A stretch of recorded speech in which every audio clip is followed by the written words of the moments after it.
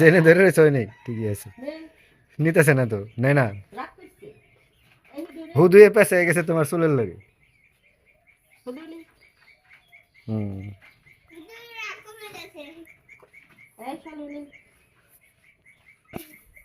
তোমারটা শেষ করো, হুদু কতবার নিয়ে খাইয়া ফেলছে, আর তোমারটা শেষ হচ্ছে না।